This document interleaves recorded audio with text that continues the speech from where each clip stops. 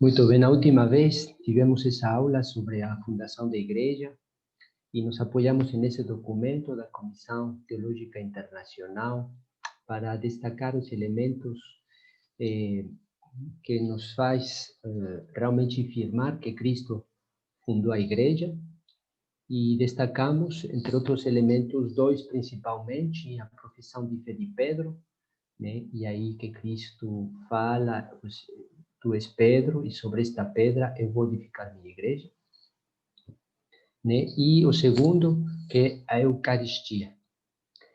Estes dois elementos são principalmente que nos faz ver esta fundação de Cristo pela igreja, e também tomamos em conta tudo o que já tínhamos falado anteriormente sobre Cristo, a consciência de Cristo, que ele tinha a intenção, né, de fundar a igreja. Ele queria fundar a igreja. Ele quis fundar a igreja. Então, ele foi enviado pelo Pai, tinha consciência da missão que o Pai lhe confiou de ser redentor, salvador do homem, e para isso, então, vai fundar a igreja. E temos visto também aquela frase dos padres da igreja, que a igreja nasceu do lado ferido de Cristo. A igreja nasceu a partir da cruz, né? Então, vejam só como, meditando esses aspectos, pues vemos essa união profunda que existe entre Cristo e a sua igreja, né? Um amor profundo de Cristo pela igreja, e aquilo que levava Paulo a falar, ele amou e se entregou por ela, para a santificar. Pois bem, hoje eu quero abordar esse tema também de uma maneira introdutória, né? Que se trata de o Espírito Santo e a Igreja. Então, vínculo. E tratar de compreender esse vínculo que existe entre a Igreja e o Espírito Santo. Para isso, vou me apoiar em um documento de Leão XIII, Papa, que foi escrito no 9 de maio de 1897.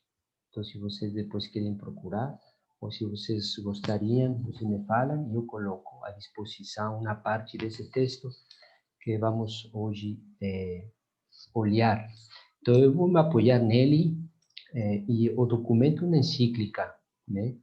Que o nome dela é Divinum Illud Monus. Divinum Illud Monus, em latim, e a tradução seria assim: sobre a presença e virtude admirável do Espírito Santo, né?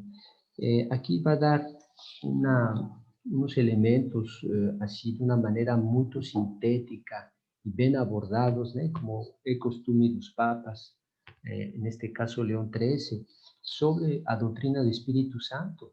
E no final desta encíclica, que apenas são 13 páginas, 13, 14 páginas, vai dar uma exortação assim muito bonita, na qual diz que exorta os fiéis a conhecer o Espírito Santo e a ter uma grande devoção ao Espírito Santo. E aqui, neste documento, então, vai abordar principalmente o Espírito Santo em relação com a igreja e o Espírito Santo em relação com as almas. E para isso, vou abordar uns pontos assim aqui que vou me apoiar nele, né? E seguir realmente o caminho, estar na escola deste Papa, porque me parece assim muito pedagógico para compreender este vínculo entre Cristo e a Igreja, né? E aqui já posso me avançar, porque eu gostaria que compreendêssemos todos juntos aquela frase que utilizam os padres da Igreja, dizendo que Cristo, que o Espírito Santo é a alma da igreja. O Espírito Santo é a alma da igreja. E assim como o corpo é edificado pela alma humana, então aqui os padres falam assim. Então, assim a igreja, corpo de Cristo, é vivificado pelo Espírito Santo.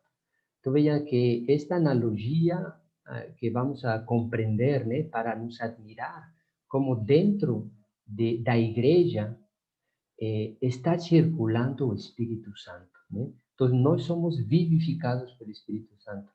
E aquela palavra que seguramente vocês conhecem, e se não conhecem, é que eu tenho por aqui, não sei onde, é Teresinha do Menino Jesus, né? Teresinha do Menino Jesus, nos seus escritos, falava dizendo que, em um momento, ela tinha desejos muito grandes, né? E, em um momento dado, disse, e eu compreendi que a igreja tem um coração. Disse, eu quero estar no coração da igreja. Então, eu quero ser o coração da igreja, porque sem o coração, pois os apóstolos não pregariam o evangelho, não tivesse mártires, né? Porque sabíamos que Teresinha, ela tinha esse desejo de ter todas as vocações. Então, quando ela descobre que na igreja existe um coração, ela quer estar nesse coração para vivificar a igreja, né? E vamos encontrar também esse texto aqui, deste Leão XIII, que se refere de fato a Teresinha, mas que fala o Espírito Santo também como coração da igreja, né? Então, vejam só que, assim como um corpo não existe sem alma, é dizer, que se um corpo não tem alma, nos encontramos diante de um cadáver, né? Um corpo morto. E vemos bem essa diferença, é um corpo animado, um corpo morto. A igreja sem o Espírito Santo é um cadáver, né? E hoje em dia, as notícias escandalosas que alguns meios de comunicação nos querem colocar diante dos olhos é para nos mostrar isso, né? E querem nos perturbar dizendo essa igreja de homens finalmente é um cadáver morto que já não é de atualidade para o mundo de hoje, né? Então, e nos criticam dizendo os textos da igreja devem ser modificados porque já não estão conforme a atualidade. Então, vejam só que entrar neste tema de Espírito Santo em vínculo com a igreja é um tema não somente muito atual, mas que nos leva a nós a entrar, né, e compreender ainda este relacionamento que existe entre Cristo e a igreja, né? Então, uma grande unidade. Então, vamos a tratar de compreender este vínculo, Cristo, quer dizer, o Espírito Santo e a igreja. Então, entender este vínculo. Tá bom? É que existem perguntas aí. Mariana, tudo bom? Você chegou tarde? Tá bom. Espera. Não te escutei nada. Me está bem, não se preocupe. Vamos lá, seguimos. Então, vejam só, vamos ir verdadeiramente passo a passo, né? Se vocês querem esta encíclica, eu posso colocar. Normalmente, eu fiz assim, uma tradução que me parece que não está muito boa. Então, infelizmente, não encontrei em português, só encontrei em outras línguas, né? Então, eu tomei aqui uma língua e tratei de traduzir o melhor que eu pude, mas aí estaria muito bem se alguém me ajuda a traduzir. Em primeiro lugar, em primeiro lugar, vejam só. Jesus Cristo, então vamos começar assim, né? Jesus Cristo, como introdução, né? Jesus Cristo recebeu uma missão de salvar o homem, né? Essa missão de Jesus Cristo em que consiste? A missão é salvar o homem e que o homem participe de Deus, né? Nós somos chamados a participar dessa bem-aventurança, vida de Deus, entendeu? Então, essa é a missão de Jesus Cristo. Essa missão, Cristo foi recebida pelo Pai.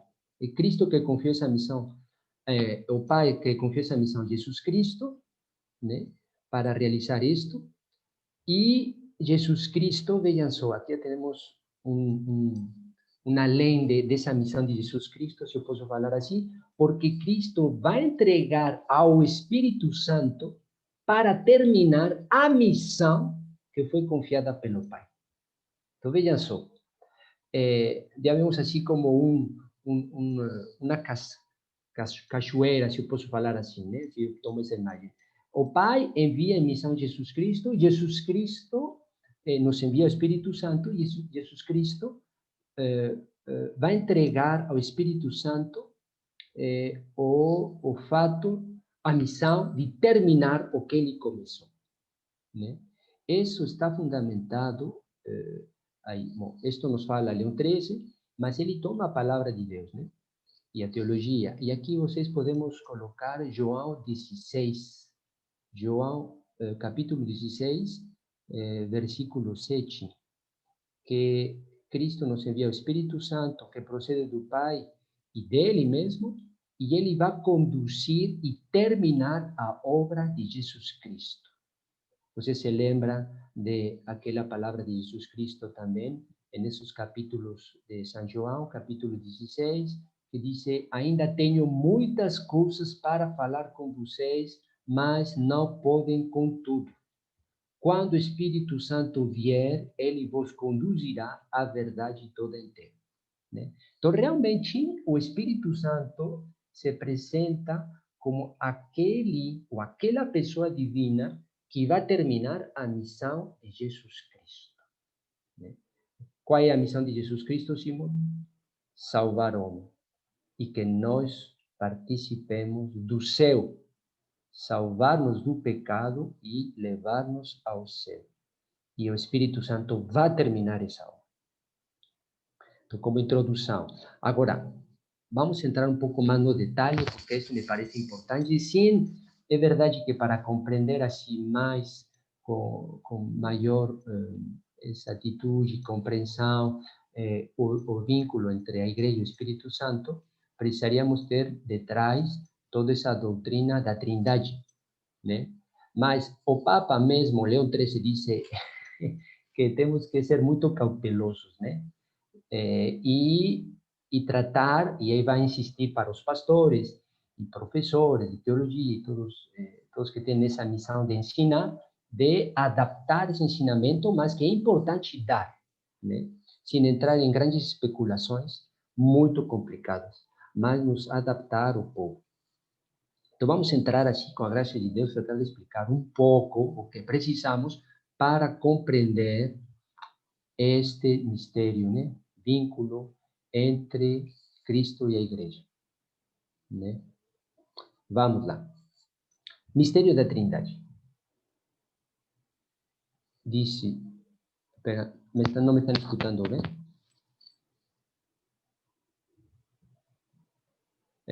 Me está escutando, Mariana?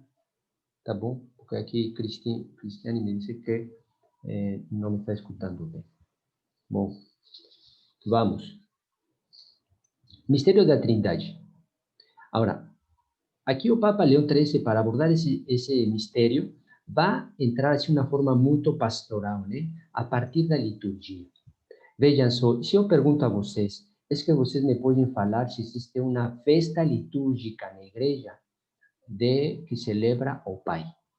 É que existe um domingo ou uma festa, assim como existe a Imaculada Conceição, assim como existe a Ascensão de Nosso Senhor, ou a Natividade de Nosso Senhor, é que vocês conhecem uma festa litúrgica que só celebre o Pai. Tipo, vamos a celebrar hoje o Pai Eterno. Existe? Existe uma festa litúrgica que só celebre o Filho de Deus, o Verbo de Deus. Vamos a celebrar hoje o Verbo de Deus. É que existe só uma festa litúrgica, né? E aqui o Papa diz que, de fato, é inseparável o Pai, o Filho e o Espírito Santo. Então, não existem festas, assim, uma festa litúrgica destinada somente para honrar o Pai, para honrar o Filho, não. Mas vocês já estão pensando a festa de Pentecostes, dizendo, Padre, sim, não existe para o Pai, não existe para o Filho, mas para o Espírito Santo existe, porque é a festa do Pentecostes, né? E aqui o Papa Leão XIII diz, cuidado, essa festa apenas se refere à missão exterior, à sua vinda. Então, notem bem aquilo. Aí o Papa nos fala de missão exterior do Espírito Santo, e é o que se celebra liturgicamente o dia de Pentecostes. Né? Mas ele destaca que a Trindade é inseparável, por isso não existem festas litúrgicas do Pai, do Filho e do Espírito Santo separadamente, e temos, de fato, essa festa que celebramos a Trindade, né? E a festa de Pentecostes, aqui ele fala que o que se está celebrando se lembra a missão exterior do Espírito Santo, a vinda do Espírito Santo. Significa, quando o Papa fala da missão exterior, nós podemos já pensar, então, é que existe uma missão interior, né? Sim, existe uma missão interior e uma missão exterior. Mas aqui não vou entrar em muitas coisas, senão vamos nos perder, né? Então, só saibam que existe. E o que me parece importante que vocês guardem que a Trindade é uma só, que não existem festas litúrgicas separadas, o que nos fala o Papa, e que em Pentecostes, então, só nos lembramos da missão exterior do Espírito Santo. Para reforçar este fato de que a Trindade é uma só, aí cito para vocês, bueno, não vou citar, mas vocês podem olhar, Romanos 11:36. Romanos, capítulo 11:36, que nos fala justamente dessa, não sei se se fala assim em português, inseparabilidade. Não se pode separar, quero dizer, que não se pode separar as pessoas divinas, né? Então, em primeiro lugar, aí está, começa assim de uma maneira muito simples, né? Segundo lugar, ele vai falar na Trindade, que se falam de apropriações. Agora, o que se fala quando se fala de apropriações? Eu acabo de falar que existe que a essência da Trindade é indivisa. Então, se a essência da Trindade é indivisa, as obras que realizam são indivisas. Quer dizer que cada vez que o Pai está atuando, o Filho também. E cada vez que o Filho atua, o Pai está presente. E cada vez que o Espírito Santo está atuando, o Pai e o Filho estão presentes. Entendeu? Então, significa que a Trindade sempre está atuando junta, nunca é separada. A essência da Trindade é inseparável, assim que as suas obras, né? Então, é muito importante. E aqui, quando se fala em teologia de apropriações, aqui, esse termo me parece importante, né? Esse termo de apropriações. ¿Por quê? Porque a partir dessas apropriações, vamos atribuir certas obras ao Pai, ao Filho e ao Espírito Santo, né? Então, vamos atribuir, e aqui fala em teologia, e o Papa o explica de uma maneira tão simples, diz que se atribui umas obras às pessoas divinas em uma certa relação e afinidade. Então, aqui utiliza esse termo, de acordo a uma certa relação e como um tipo afinidade. Então, assim, o que se atribui ao Pai?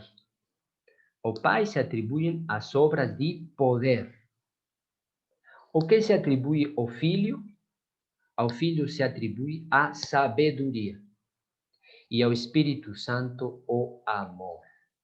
Vejam só. Então, aí já começamos a ver um pouco mais claramente, né, a partir dessas distinções. Mas ainda, aqui vou insistir, a Trindade inseparável. Em essência e em obras. Existem atribuições de acordo a uma certa relação e como um tipo afinidade das pessoas divinas. Né? O que se atribui ao Pai? Poder, Filho, sabedoria, e o Espírito Santo, o amor. Agora, esse tipo de relação e afinidade que existe para atribuir essas obras a cada uma das pessoas divinas, aqui vou colocar também ainda esse nome de obras exteriores. En latín se utiliza mucho ese termo de ad extra. Ad extra são obras exteriores, né? Quer dizer que a Trindade, aí só posso colocar assim, a Trindade tem obras interiores, ou, melhor dito, missões ad intra, missões interiores e missões exteriores, né? Então, tomem essa distinção. Tudo o que estamos vendo aqui é de teologia da Trindade, mas precisamos entrar um pouquinho apenas para compreender e nos maravilhar, né, do Espírito Santo que atua na igreja. Mas vejam só, aqui nós podemos ficar assim maravilhados, né? De fato, eu fico maravilhado porque o fato de pensar que o Espírito Santo, nessa missão exterior, ad extra, que está dentro da igreja, é o mesmo Espírito Santo que está atuando o seio da Trindade. É o mesmo Espírito Santo. Então não fica surpreendido. Surpreendido. E tudo isso dentro da igreja, né? Então, aí, cuidado. Não temos que, em seguida, começar a pensar, é que a igreja é como a Trindade. Calma, né? Mas nos vamos aproximando aos poucos para começar a ficar assim admirados, né? Do que a teologia nos está ensinando sobre a Trindade, que a Trindade, esse mistério insondável, que nossas palavras ficam pequeníssimas para tratar de explicar o mistério, o Espírito Santo, no seio da Trindade, que é o amor que existe entre o Pai e o Filho, esse Espírito Santo, nessa missão interior, no seio da Trindade, também tem uma missão exterior, ad extra, e esse Espírito Santo está circulando na igreja. Então, aí vejam só como aos poucos nos aproximamos a esse vínculo, né, que existe entre a igreja e o Espírito Santo. Sigamos, pois. Agora, sigamos com estas apropriações, somente para colocar aqui umas palavras que me parecem interessantes, que nos vão ajudar. Para o Pai, então, se atribui o poder, e o Pai é o princípio de toda a Trindade. O Pai é o princípio de toda a Trindade. Então, notem bem isso, é o princípio. Eu sei que vocês estão pensando no prólogo de São João, né? Porque no prólogo de São João fala, no princípio existia o verbo. Então, vocês vão me responder, padre, aí eu já não entendi. Porque você está falando que pai, o pai, quero dizer, não o padre, o pai, é o princípio de toda a Trindade. Então, você me explique o que fala João quando fala no princípio existia o verbo. É que antes do princípio estava o verbo. Então, aí eu vou responder para você, Djanira, calma, calma. Calma, quer dizer que o Pai, aqui estamos em um análise formal, né? Estamos tratando de compreender, analisar, entendeu? E eu fiz a remarca que a Trindade é indivisa em essência e em suas obras. E aqui apenas estamos distinguindo as pessoas divinas pelas relações que existem entre elas. É a relação. E em teologia vai se falar de um termo bárbaro que se fala relações subsistentes. Mas aí não vou entrar. Então, o que me parece importante é nessa distinção que estamos fazendo das pessoas divinas. Agora, que o Pai é o princípio de toda a Trindade. Então, notem isso. O Pai é o princípio de toda a Trindade, causa eficiente. Isso também é importante. Causa eficiente de todas as coisas, e aí podemos falar esse termo que encontramos na Bíblia, todo é de Deus. De Deus por relação ao Pai, ou pela relação ao Pai. De Deus. Né? Então, o Pai é princípio da Trindade, o Pai é o princípio, escutem bem o que eu vou falar agora, da encarnação do Verbo. O Pai é princípio do Filho.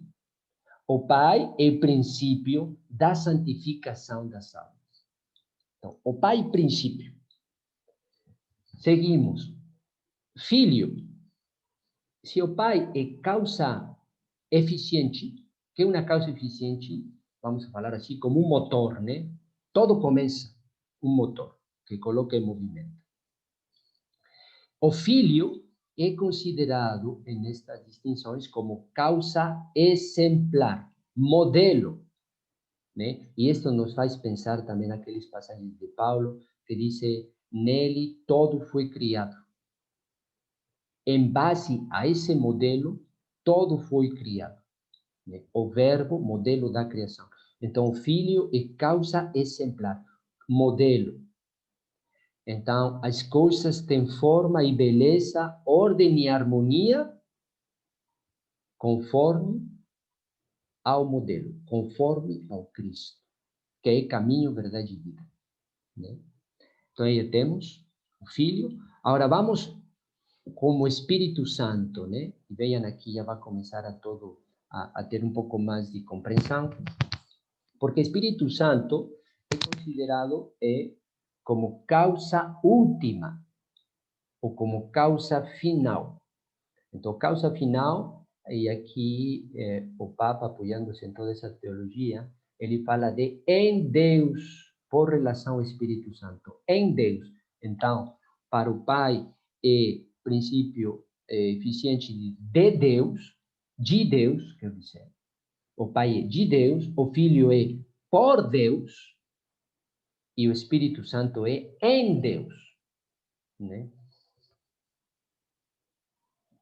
E o Espírito Santo nos fala aqui o Papa que causa última, podemos falar causa final de todas as coisas, que significa tudo aquilo que todas as realidades se orientam ao Espírito Santo. O Espírito Santo que vai terminar, é como se o Espírito Santo está traindo como causa última, causa final, todas as realidades. Né? Assim como a vontade, vejam só, assim como a vontade descansa em seu fim, vocês sabem que eu gosto muito de chocolate, né? Então, vejam só, assim como minha vontade descansa quando estou diante de um café e chocolate. Aí minha vontade está descansando. Então, assim como minha vontade descansa no seu fim, um bem sensível, que é o chocolate. Então, nossa alma procura um descanso em um bem espiritual. E esse bem espiritual não pode ser senão Deus. Só Deus. Né? Então, vejam só, isto é muito esclarecedor, que o Espírito Santo é causa última, aquele que atrai, né? E isso já nos faz pensar, o que aqui estou dando é mais teológico, né?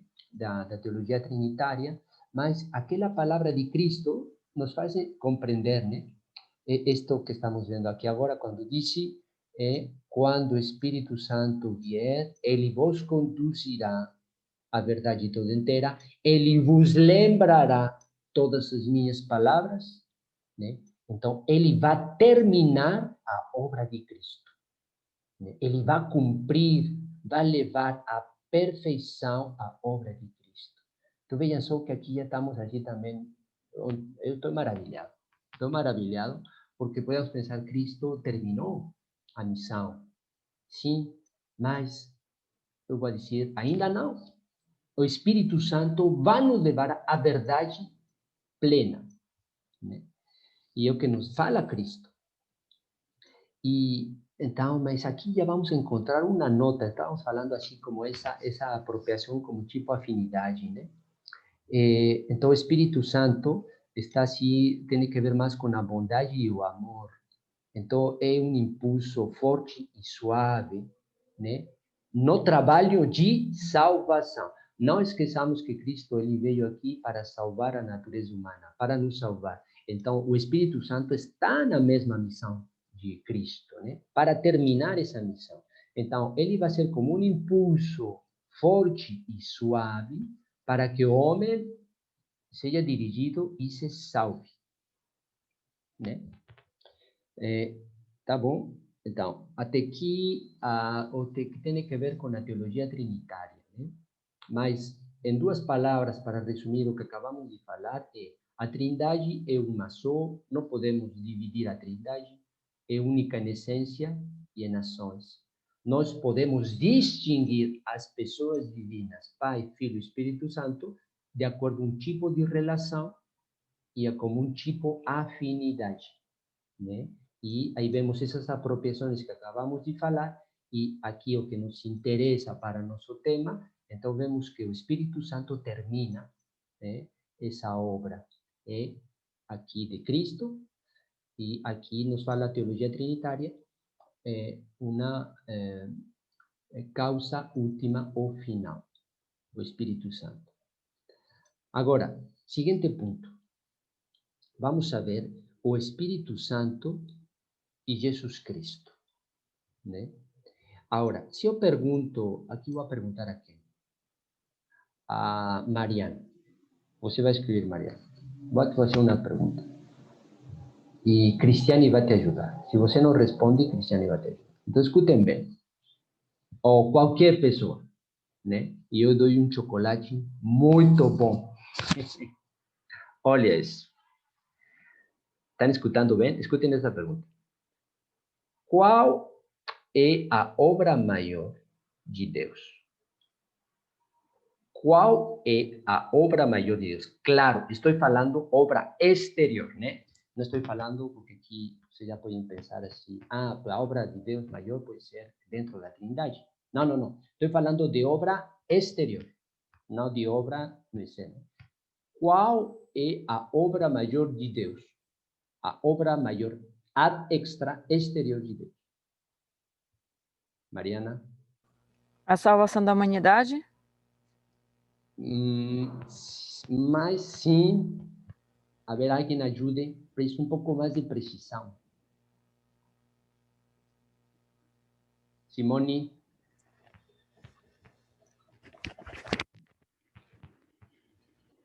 Quem pode ajudar a Mariana? Mariana?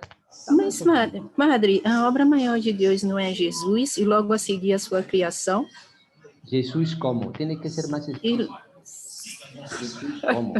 A obra de Jesus que recebe. Sim, a obra de Deus maior é Jesus e logo a seguir a criação, padre. Né? Observe isso. Não, sim, eu observo muito bem. Não tenho problema em observar, mas você tem que ser mais explícita. Eu estou sendo explícita assim. A senhora vai lá e ler em Timóteo 3, que o senhor vai... A senhora não, o senhor. O senhor vai ver. Pois nós também, tem lá em Timóteo 3, pois nós também, outrora, éramos nécios, desobedientes, mas com a obra maior de Deus, que é Jesus, né? Mas Jesus, e depois, se for criado, né, nessa obra, se for criado segundo a justificação de Jesus, é um criado ex nihilo, professor. Sim. Agora, você está citando Timóteo o quê? 3. 3. Primeira ou segunda? Eu estou lendo Timóteo 2, 3. 2, 3. Então, vejam só. Aí fala, Paulo não está falando palavras. Claro que é certo, né? Não podemos dizer não. Sim, a obra maior de Deus é Jesus. Mariana fala, a obra maior de Deus é a redenção. Sim. Você pode ver, padre, você pode ver também em Tiago 1, 2. Tem lá. Sim, Jesus.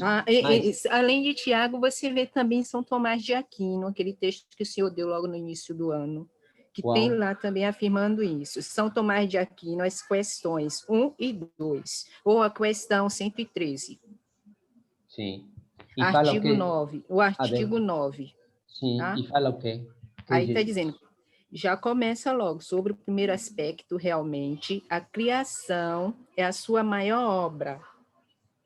Jesus antes, pois o universo foi criado, porém, de acordo com o segundo, a justificação do ímpio e o bem eterno da bem-aventurança, portanto, torna-se uma natureza mutável. Isso está em São Tomás.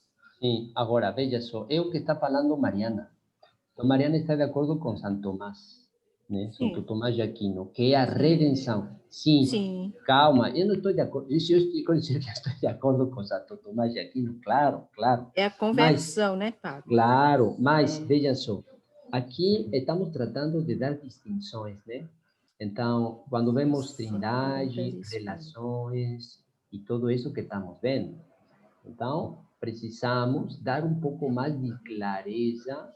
Claro que é Jesus, né? Aí quando nos fala Paulo, sim, é Jesus. Aí quando nos fala na 2 Timóteo, justificação, quando nos fala a justificação do ímpio, Tomás de Aquino, claro que sim.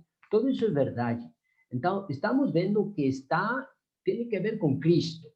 A obra maior de Deus é Cristo, porque a criação mesmo está orientada a Cristo. A criação mesmo está ordenada à redenção. A criação do homem, e o homem está orientado a Cristo. Claro que sim, né? Agora, a precisão aqui, o pequeno detalhe que nos falta, é o seguinte, que a obra maior de Deus exterior, e aqui vai falar, é o mistério da encarnação. A encarnação de quem? Do Filho. A encarnação do Verbo. Ô, padre, Claro. só para não cortar seu raciocínio, mas essa obra da encarnação está relacionada diretamente com a obra da Anunciação, não está? Espera, sim, não, aqui, espera. Termino minha ideia e depois te dou a palavra. O que quero falar é o seguinte.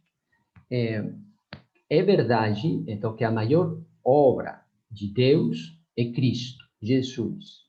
E que todo isso está orientado, como nos ensina Santo Tomás de Aquino, que todos estamos de acordo, que nos leva a esse mistério de justificação do ímpio, como fala, ou salvação, ou redenção. Sim, tudo isso está muito bom. Agora, a precisão que nos falta é a seguinte: quando nos fala aqui, e aqui o Papa Leão XIII nos dá nesse documento, que a maior obra de Deus é o mistério da encarnação. O que significa esse mistério da encarnação? Então, essa união entre Deus, o Verbo de Deus, e a natureza humana. E essa encarnação está orientada ao quê? A salvação, né? O mistério de Natal, celebramos o nascimento do Filho de Deus, que antes foi anunciado a Maria e que tomou carne de Nossa Senhora, o Filho de Deus, foi concebido no seio de Maria. Esse mistério é orientado à redenção do homem, né? Então, veja, sim, mas o que gostaria que aos poucos nós comecemos assim a avançar, porque estamos em teologia, né? Então, nesse tipo de distinções, né? Claro que vemos, né, tudo isso assim de uma maneira, Jesus, né? Claro, é a obra maior do Pai, que Jesus Cristo. E aos poucos começamos, na medida do possível, nos apoiando nestes mestres de teologia, os padres da igreja e os papas, magistério, para começar a ver um pouco mais de detalhe. Entendeu? Agora sim te escuto. Tua pergunta, Cristiano.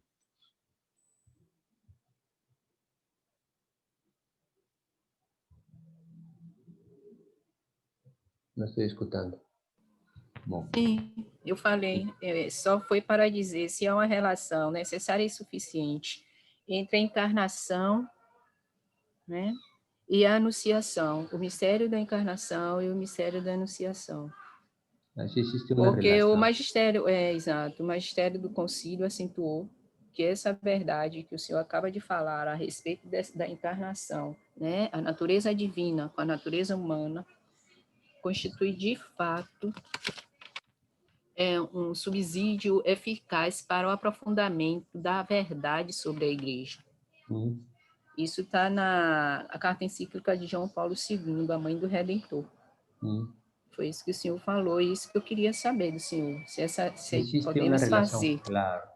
sim, claro. necessária e suficiente sobre.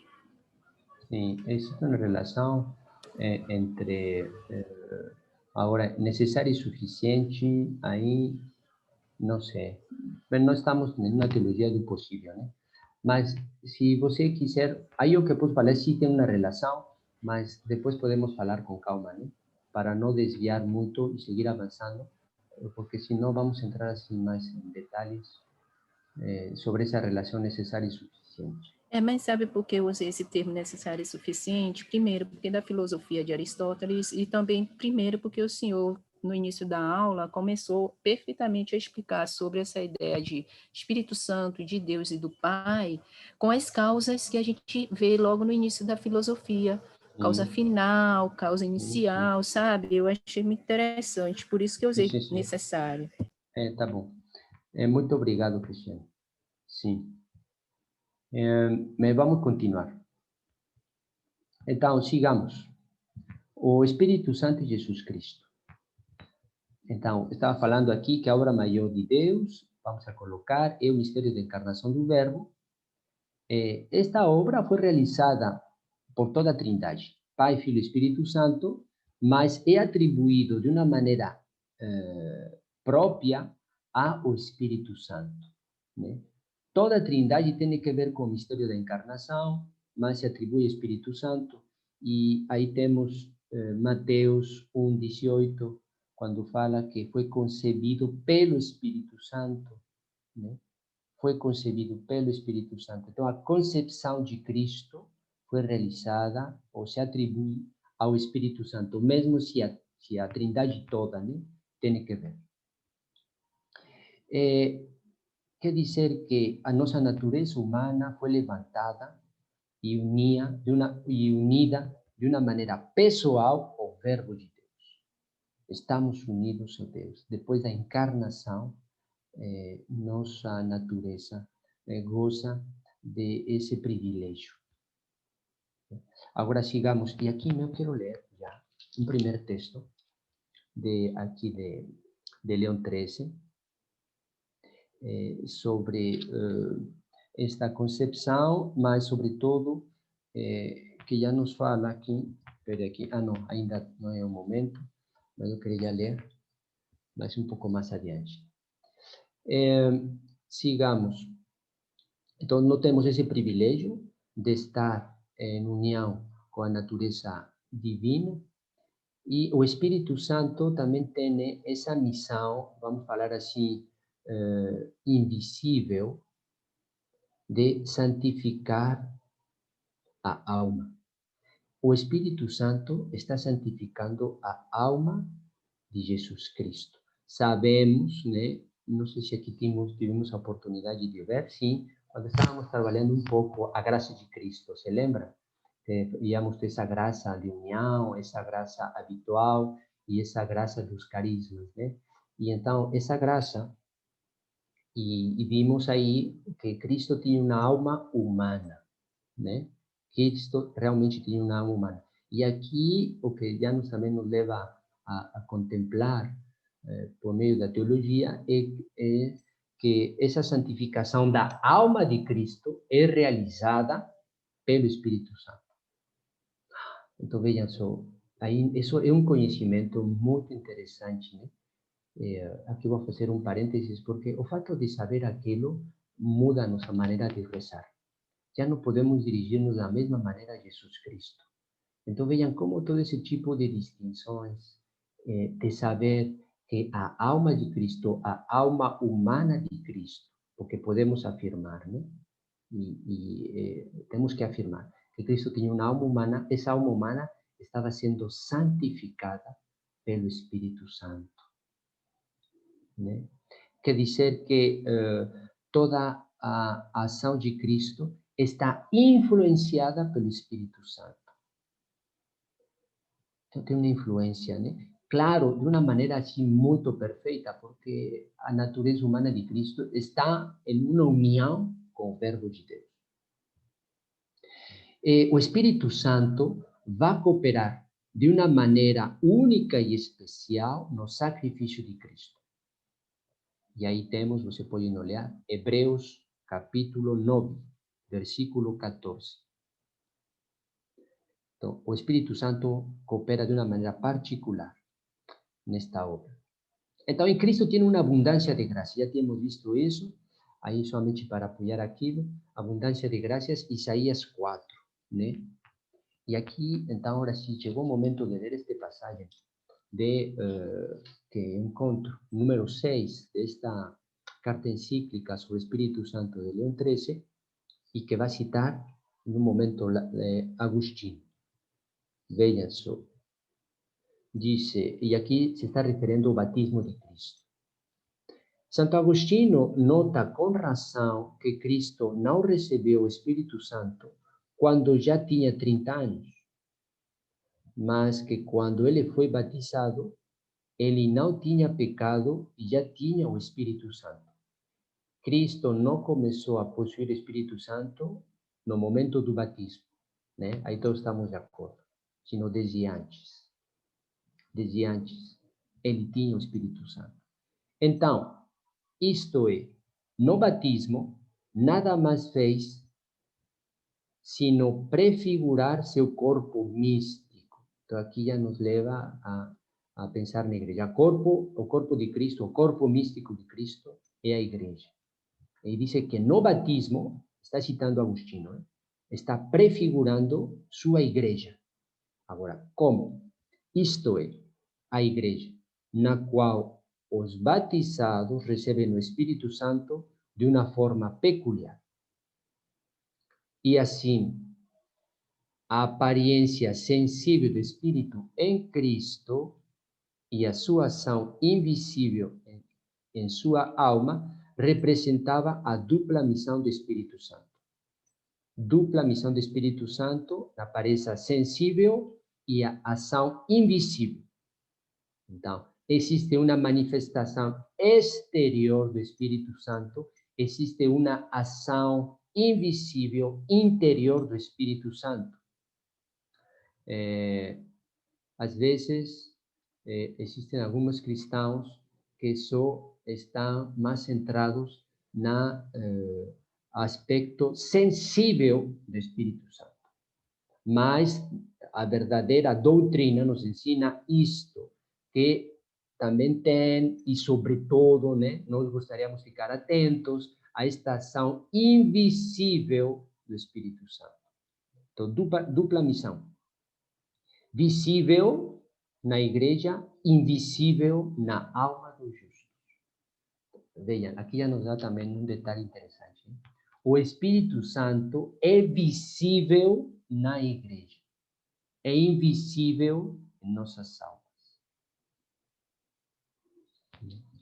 Visível e invisível. Notemos, aí notem, essa dupla missão do Espírito Santo na igreja e nas almas. Porque isso vai nos ajudar no que sigue. Agora vamos, o Espírito Santo e a igreja. Aqui nos lembra, aqui estou o número 7 e 8 dessa encíclica, né? O Espírito Santo e a igreja. A igreja concebida e nascida, já tínhamos visto aquilo, e aqui o Papa lembra, do coração de Cristo na cruz, nasceu nesse momento, mas foi manifestada no momento de Pentecostes. A igreja fica manifestada em Pentecostes. É o aspecto visível da igreja aí, né? Mas aqui nos fala o Papa, nasceu, foi concebida na cruz. Nasce, aqui diz o Papa, nesse dia, iniciava-se a ação do Paráclito no corpo místico de Cristo. Em Pentecostes, a ação do Espírito Santo começa a atuar na igreja.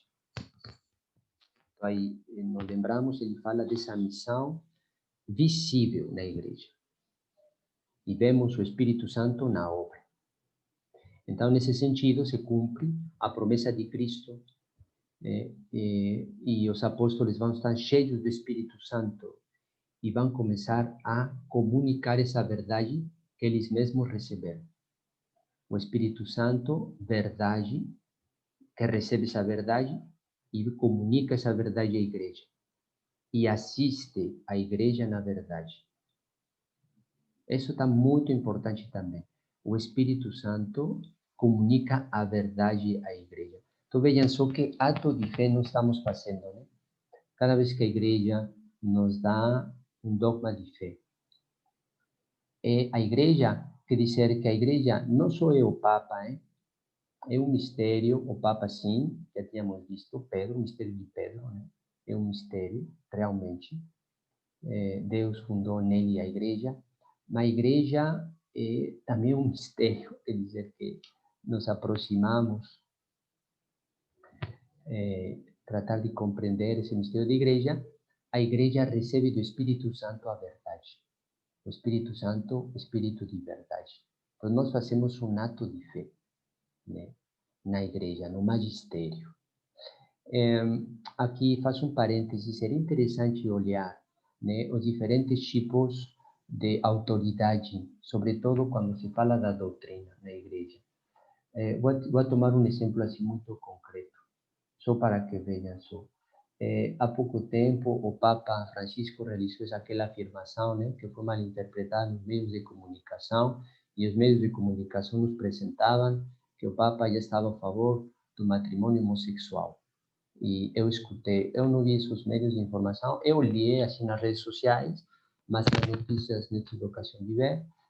A gente me falou que estava aparecendo assim, né, nas notícias, vocês podem confirmar, se no caso, que afirmavam que o Papa afirmava, dizendo que existe, que é possível esse matrimônio homossexual, né? Então, aqui sabemos, quando fazemos um pouco mais de pesquisa, que foi uma coisa aí dos meios que trocaram e acomodaram imagens e frases do Papa. Tá bom. Claro, deu confusão, sim. Agora, vejam só, como que estamos vendo, e o fato de saber que o Espírito Santo nos comunica a verdade, agora isso nos leva a refletir sobre esse tipo de locução do Papa. Onde está, como colocar? É que isso que está falando o Papa é tipo uma verdade de fé, entendeu? É que isso que está falando esse bispo não é apenas uma opinião, né? Uma opinião. Então, é que uno pode estar, mesmo se o Papa está falando e está dando uma opinião sobre um tema, sim, muito debatido e com muita, como se fala isso em português, um tema assim muito sensível, né? Muito sensível, falar assim um pronunciamento. Existe gente, seguramente, que vocês conhecem, que ficaram assim confundidas, e gente que diz, eu não estou entendendo, e que até ficaram um pouco chocadas, né, por tudo aquilo. Mas existe outra gente que não, simplesmente porque vem nessa locução do Papa, não vem um dogma de fé, né? Vejam só, aqui estamos tratando a partir de uma encíclica, mas a encíclica também existe documentos de igreja que são decretos, exortações, né? Existem as constituições. Então vejam só que entre todos os documentos também tem um valor distinto. Uma exortação não é a mesma coisa que uma encíclica. E uma opinião sobre um ponto muito sensível na sociedade não é um decreto da igreja ou uma constituição. E o fato de saber aquilo, então, uno fica assim muito tranquilo, né? E isso não abala a fé. Não abala a fé, porque aí se podem dar opiniões e até uno pode pensar, bom, aqui o Papa está falando sobre esse tema, mas eu, padre, aí no interior, eu também tenho uma opinião sobre esse tema. E eu posso dar minha opinião sobre esse tema, né? E eu não estou contestando o ensinamento da igreja. Então, vejam só como esta pequena frase que nos é dado aqui, que o Espírito Santo nos comunica a verdade com um pouco mais de informação e entrar em todo esse tipo de autoridade, neste caso dos documentos da igreja, nos leva a ser mais livres e olhar com mais detenimento o que está acontecendo. E nossa fé não fica abalada, né?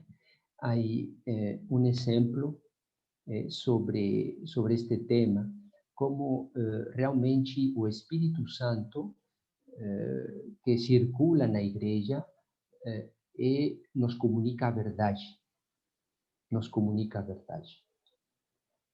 assiste a igreja, para que a igreja não errar, e fecunda as sementes da revelação. Já essas duas missões, aqui estamos entrando, estamos em nosso tema, vínculo do Espírito Santo com a igreja. Então, o Espírito Santo não nos leva ao erro, preserva do engano, porque o Espírito de Cristo está na igreja, é a alma da igreja e a preserva do erro. Então, isso é muito importante. E não somente isso, mas fecunda as sementes da revelação, para que produzam fruto. Podemos falar, então, que o Espírito Santo alimenta a igreja e a faz crescer na vida e na virtude. Alimenta a igreja e a faz crescer na vida e na virtude. O Espírito, é graças ao Espírito Santo que foram constituídos bispos e padres, e que os bispos também estão gerando padres. Os bispos geram padres. Eu fui gerado por um bispo, né? Se eu tenho o poder de absolver os pecados e celebrar a Santa Missa, é porque um bispo me transmitiu isso.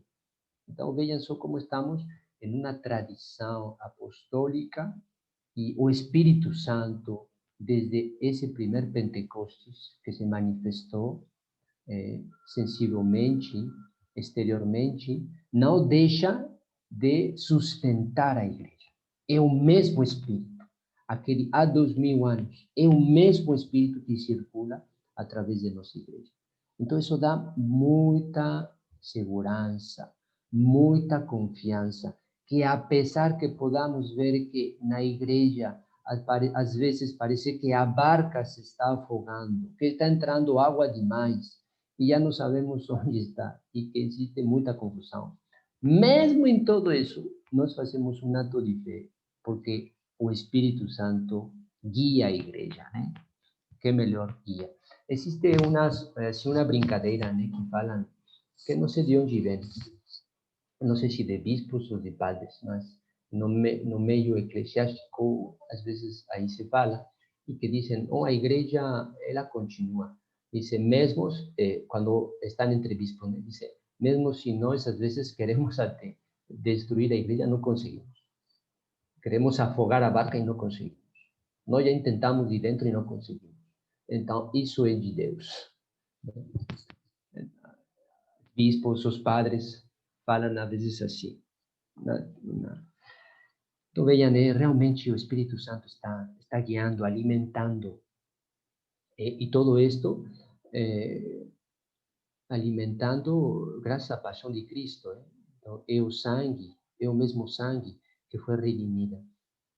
Que o Espírito Santo, graças a esta redenção, então, ele continua essa missão de redenção na igreja, guiar e alimentar, perdoar os pecados e fazer renascer novos filhos.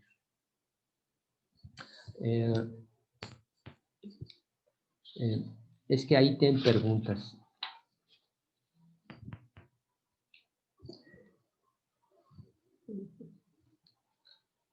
Tá bom? É porque aqui tem uma. Espera aí.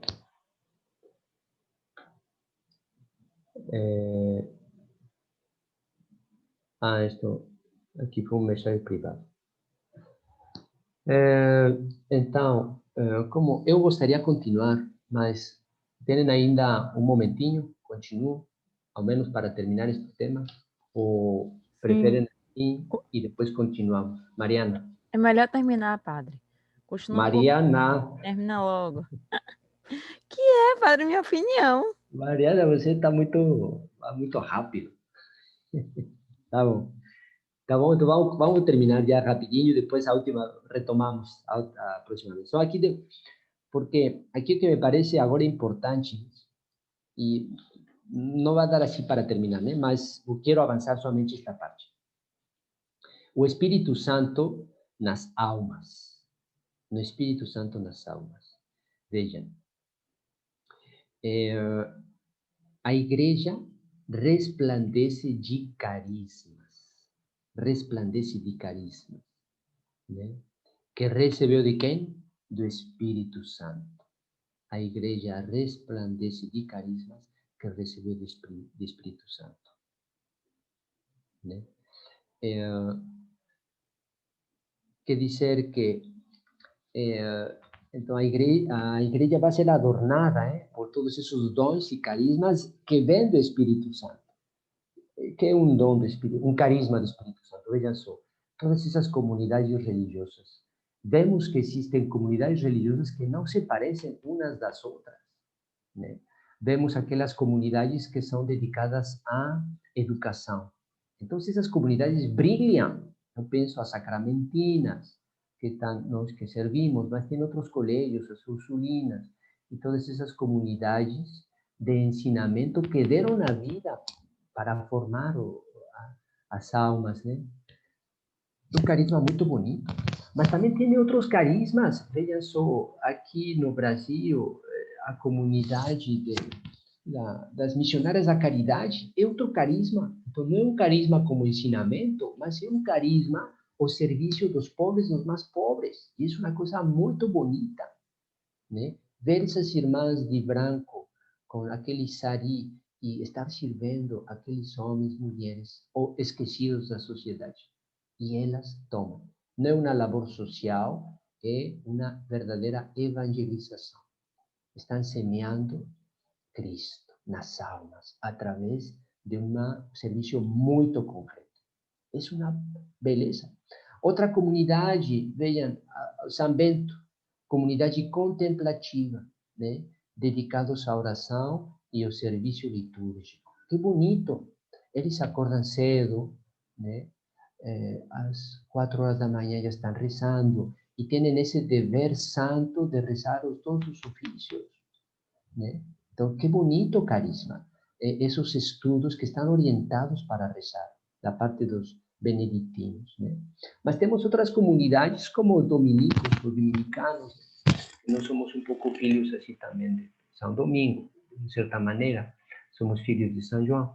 E quer dizer que nós, esse carisma de esses estudos, né, para rezar. E depois evangelizar, pregar a palavra de Deus. Todos esses. Então vejam que a igreja, né, os padres diocesanos também, as comunidades de freiras contemplativas, né?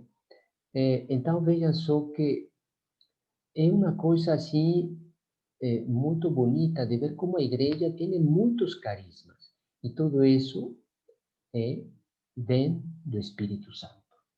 O Espírito Santo adorna a igreja. O Espírito Santo suscita novos carismas na igreja, né?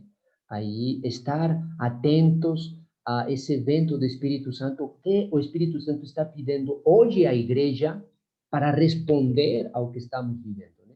Então, estar muito atentos, porque se é uma inspiração, um vento do Espírito Santo, isso vai ter fruto, né? Então, veja que aí esses carismas estão bem manifestados na igreja, fonte do mesmo Espírito. Fonte do mesmo Espírito. Tá bom. Então, aqui, e para a próxima aula, vamos entrar também nesse Espírito Santo, mais a ação, porque falamos dessa ação visível, né, na igreja. E agora estaria bem assim falar dessa missão invisível nas almas, né? E seguir meditando, refletindo sobre este aspecto de vínculo entre o Espírito Santo e a igreja, mas agora mais relacionado com o Espírito Santo nessa missão invisível, quer dizer, nas almas dos justos, porque aí também vamos a ter que ver algo como responder a esse chamado e como a igreja também tem que estar sensível a esse chamado do Espírito Santo, né? E aqui vamos entrar também um pouco a essa teologia trinitária, né? Então, se vocês podem me enviar perguntas, eu ficaria mais tranquilo. Como assim, mais tranquilo? Quer dizer que, porque eu sei que este tema às vezes assim como que resulta um pouco, precisamos, né, de compreender um pouco mais assim com calma. Então, se vocês me enviam perguntas, eu ficarei contente e tranquilo, porque isso vai nos permitir de aprofundar, né? Então, por favor, me enviem perguntas daqui uma semana. Esta aula vai permanecer gravada. E então, aqui deixo, se tem perguntas agora, pequenas perguntas, então já podemos abordar. Mariana, perguntas? Nenhuma, padre. Entendi tudo. Nada, você vai me perguntar depois. Simone, perguntas? Está em mudo, não quer falar. Djanira, perguntas? Depois? No momento não, pai. Oh, Djanira, você está muito baixo. Esse som está muito baixo. Mas você pense e depois você me coloca. Cristiane, perguntas? Nada. Teresa? Tudo bom? Está muito bem. Então, Deus nos abençoe. Vamos a rezar para dar graças a Deus. Em nome do Pai, do Filho e do Espírito Santo. Amém. Ave Maria, cheia de graça, o Senhor é convosco. Bendita sois vós entre as mulheres, e bendito é o fruto de vosso ventre, Jesus. Santa Maria, Mãe de Deus, rogai por nós, pecadores, agora e na hora de nossa morte. Amém. Em nome do Pai, do Filho e do Espírito Santo. Amém. Deus nos abençoe.